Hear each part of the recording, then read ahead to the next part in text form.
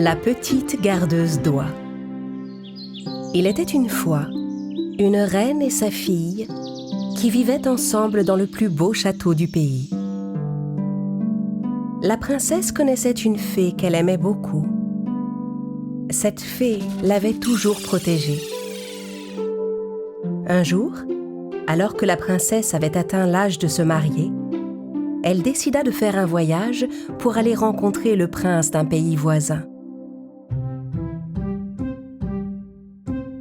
La reine offrit à sa fille un coffret de bijoux à emporter avec elle. Si l'on apprend qu'une princesse voyage sur les chemins, il se pourrait que quelqu'un veuille s'en prendre à toi.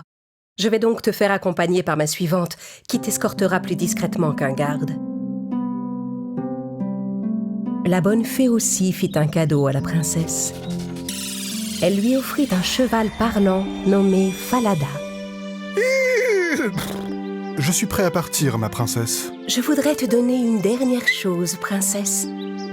La fée donna également un mouchoir à la princesse. C'est un mouchoir magique, princesse. Garde-le toujours avec toi et serre-t'en quand tu en auras besoin.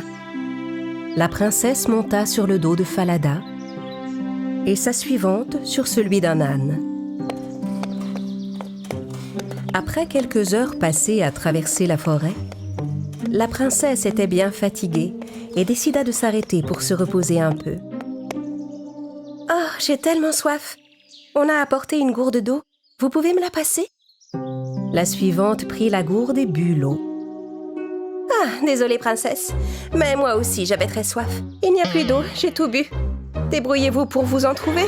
Je ne suis pas votre servante. » La princesse fut choquée du manque de respect de la suivante, mais elle n'osa pas dire un mot, et les deux jeunes femmes se remirent en route. Au bout d'un moment, la princesse s'arrêta au bord d'un ruisseau. « Suivante royale, voulez-vous bien aller puiser de l'eau à cette rivière ? Désolée, princesse, mais je ne suis pas votre servante. Vous pouvez très bien descendre de votre cheval et aller vous chercher de l'eau toute seule. » La princesse et Falada échangèrent un regard. Le cheval lui parla discrètement. « Cette suivante ne m'inspire pas confiance, princesse. Méfiez-vous d'elle. » La princesse descendit de son cheval et alla puiser de l'eau dans le creux de ses mains. C'est alors que le mouchoir magique lui parla à son tour. « Restez sur vos gardes, princesse. Cette suivante semble bien dangereuse. » Soudain, alors que la princesse se penchait pour boire, son mouchoir magique tomba dans l'eau. Mon mouchoir! Voyant le mouchoir magique s'éloigner dans le courant, la suivante sauta sur l'occasion. Vous n'avez plus aucun pouvoir à présent. À partir de maintenant, c'est moi qui donne les ordres. Et vous faites exactement ce que je dis. D'abord, enlevez vos vêtements de princesse et donnez-les-moi. Et cette tenue ridicule qu'on m'a donnée, à vous de la porter. Désormais, c'est moi la princesse. Et si vous essayez d'en parler à qui que ce soit, je vous ferai jeter en prison. » La suivante ne se contenta pas d'enfiler les vêtements de la princesse. Elle monta aussi sur son cheval, Falada, et se remit en route. La vraie princesse, elle, monta sur l'âne et la suivit.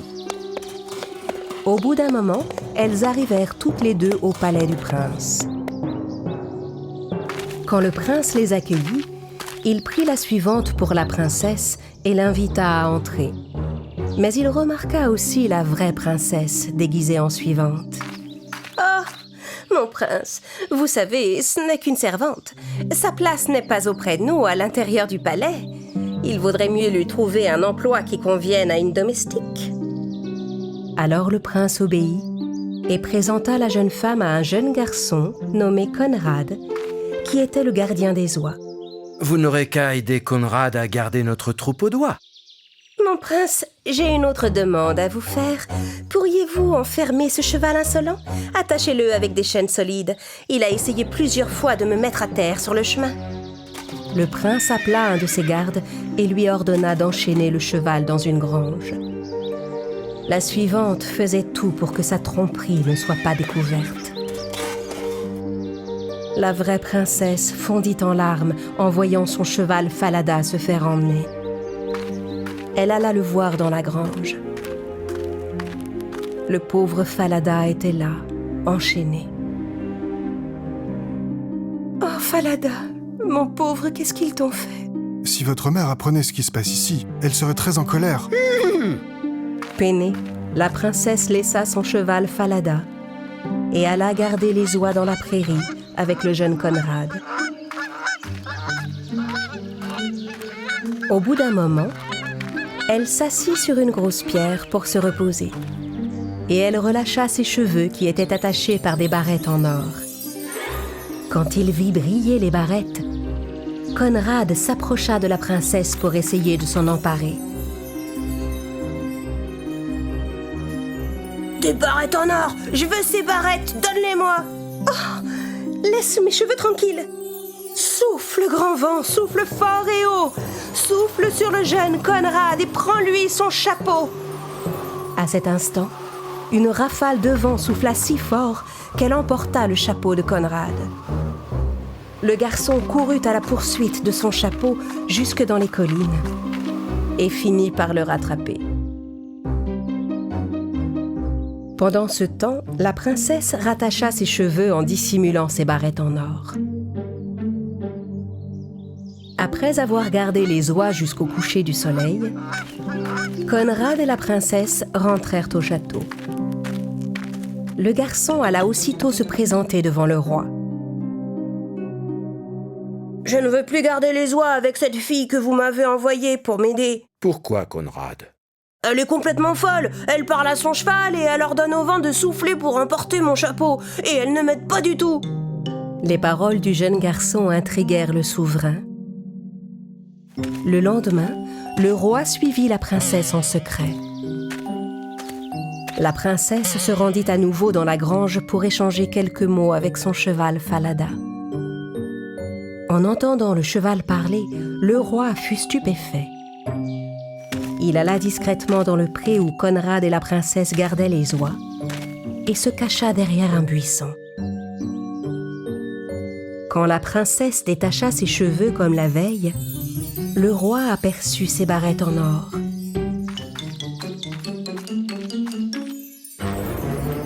Souffle, grand vent, souffle fort et haut, souffle sur le jeune Conrad et prends-lui son chapeau. Au mot de la princesse, une rafale de vent se leva et emporta le chapeau du garçon. À nouveau, Conrad dut courir le rattraper dans les collines. Pendant ce temps, la princesse rattacha ses cheveux en dissimulant ses barrettes en or. Le roi, qui n'en croyait pas ses yeux, retourna discrètement vers le palais. À la fin de la journée, le roi fit appeler la princesse pour l'interroger. Il lui demanda de s'expliquer au sujet du cheval Falada, de ses barrettes en or et du vent qu'elle soulevait. Et soudain, la princesse fondit en larmes.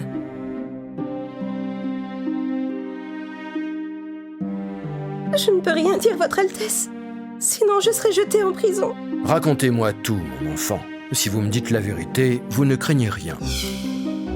Rassurée, la princesse raconta au roi tout ce qui lui était arrivé.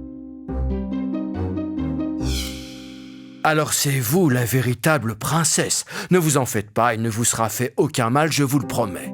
Maintenant, allez vous vêtir comme une vraie princesse. Le roi fit ensuite venir son fils, le prince, et lui raconta toute l'histoire.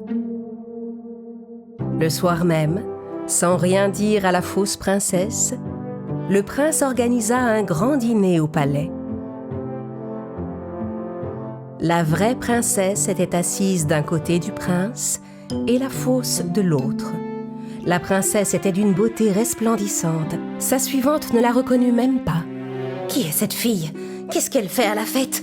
Et où a-t-elle trouvé ces bijoux étincelants, cette robe magnifique ?»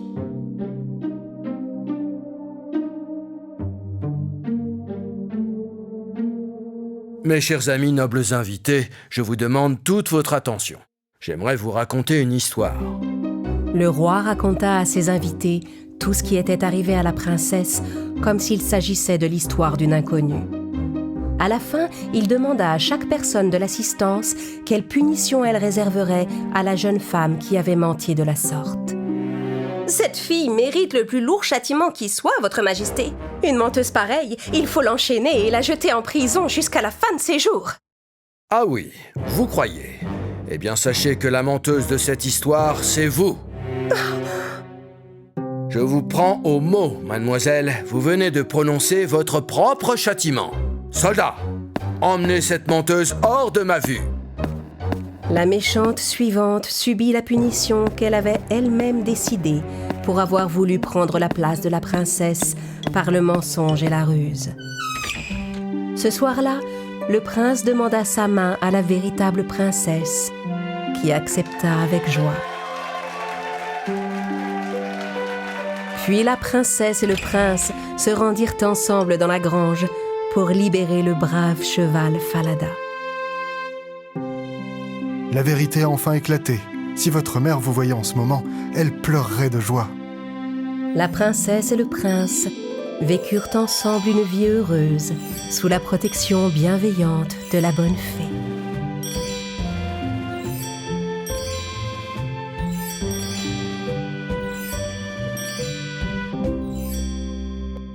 Les chaussons rouges. Il était une fois, dans un pays lointain, une charmante fillette nommée Karen, qui vivait dans une petite maison avec sa mère. Karen était une petite fille joyeuse, toujours curieuse d'apprendre des choses. « Maman, c'est quoi toutes ces petites lumières dans le ciel ?»« Ce sont des étoiles, Karen. Tous ceux qui vivent sur Terre se transforment un jour en étoiles et brillent dans le ciel pour toujours. » Karen n'avait qu'un seul jouet, une seule robe et une paire de sabots de bois qu'elle portait pour sortir. Les sabots que sa mère lui avait faits n'étaient pas très confortables, mais elle n'avait rien d'autre. Un jour, la mère de Karen tomba gravement malade et Karen se rendit en ville pour lui acheter des médicaments. En chemin, elle trouva une paire de chaussons rouges posés dans une boîte au bord de la route. Les chaussons étaient si jolis et scintillants que Karen ne résista pas et les rapporta avec elle à la maison. « Regarde, maman, je les ai trouvés au bord de la route. Ils sont beaux, hein? Juste à ma taille. »« Ils appartiennent sûrement à quelqu'un, Karen. Tu devrais aller les reposer où tu les as trouvés. »« Mais s'ils étaient à quelqu'un, on ne les aurait pas laissés par terre dans leur boîte. La personne l'a peut-être fait tomber par accident. »« Eh bien, elle n'aurait pas dû. Je les ai trouvés. Ils sont à moi maintenant. Je les garde. » « Ma chérie, écoute-moi bien. Je n'ai pas les moyens de t'acheter des chaussures neuves. Mais je ne veux pas que tu portes les souliers de quelqu'un d'autre pour autant. S'il te plaît, Karen, ne sois pas têtue. Promets-moi que tu ne porteras pas ces chaussons. » Karen promit tristement à sa mère de ne pas porter les chaussons rouges. Et elle les cacha sous son lit. Les mois passèrent, jusqu'au jour où, en rentrant à la maison, Karen ne trouva pas sa mère. Elle la chercha partout et finit par comprendre qu'elle était allée rejoindre les étoiles dans le ciel. Le lendemain, pour se rendre aux funérailles de sa mère, Karen mit ses chaussons rouges. Tous ceux qui assistaient à l'enterrement ne pouvaient détacher leurs yeux de ses souliers. Quel irrespect, porter ça à l'enterrement. Mais Karen n'en avait que faire. Elle aimait tant ses chaussons rouges. Une gentille vieille dame passa devant le cimetière. En entendant dire que la fillette était orpheline, la vieille dame proposa de l'adopter. « Viens donc avec moi, ma belle enfant. Je ferai de mon mieux pour que tu grandisses dans de bonnes conditions et que tu deviennes une belle et charmante jeune fille. » Karen accepta d'aller vivre avec la vieille dame. « Karen, tu portes ces chaussons rouges depuis le jour des funérailles de ta pauvre mère. Je crois qu'il est grand temps que tu les enlèves maintenant. Ils sont tellement sales. »« Pas question. Je vais les garder, j'aime trop mes chaussons rouges. Oh, enfin, Karen, ne sois pas si têtue, ma chérie. Enlève ces vieux chaussons, voyons. Je t'en achèterai d'autres si tu veux, c'est promis. Karen ne voulait pas vexer la vieille dame qui l'avait si gentiment adoptée. Elle finit par enlever ses chaussons rouges et alla les jeter. Les jours passèrent. Un jour, alors que Karen jouait dans sa nouvelle chambre avec ses beaux vêtements et ses jouets, la vieille dame lui apporta une paire de chaussons neufs. Mais Karen ne les aima pas du tout. « Mais qu'est-ce que c'est que ces chaussons bleus? C'est trop laid! Je n'aime pas le bleu! » Durant des années, Karen pensa à ces chaussons rouges qui lui manquaient tant. Elle grandit et devint une belle jeune femme. Mais elle était toujours aussi capricieuse et entêtée, même quand la vieille dame lui faisait un cadeau. « Je ne veux pas porter ça, reprends-le. »« Mais Karen, je l'avais tricoté pour toi. »« Je n'ai pas envie de manger ça. J'ai envie de manger des frites. Tu ne veux pas au moins goûter une petite bouchée ?» La vieille dame était fatiguée de l'attitude de Karen, mais elle finissait tout de même par céder à ses caprices. Un jour, elle vit Karen enlever ses chaussures bleues qui étaient devenues trop petites. « Regarde, tu as vu? Toutes mes affaires sont trop petites. J'ai beaucoup grandi. Eh bien, viens avec moi, nous allons t'acheter des vêtements à ta taille et de nouvelles chaussures. » La vieille dame et Karen allèrent dans une boutique. « Oh, regarde, on dirait les chaussons rouges de mon enfance que j'aimais tant. C'est ça que je veux. » « Voyons, Karen, tu n'as pas besoin de souliers rouges scintillants comme cela. Il te faut des chaussures convenables que tu peux porter en toute occasion. Imagine par exemple qu'on doive aller à un enterrement, je ne peux pas te payer 2 paires. Prenons ces chaussures noires toutes simples et rentrons à la maison. Je suis très fatiguée, tu sais. Ça m'est égal. Si tu ne veux pas me prendre les souliers rouges, je sortirai pieds nus dans la rue, voilà tout. Oh, ma chérie, pourquoi faut-il que tu sois toujours si têtue? La vieille dame acheta les chaussures noires pour Karen et dépensa tout ce qui lui restait pour lui acheter aussi les chaussons rouges brillants. Elles durent ensuite rentrer à pied.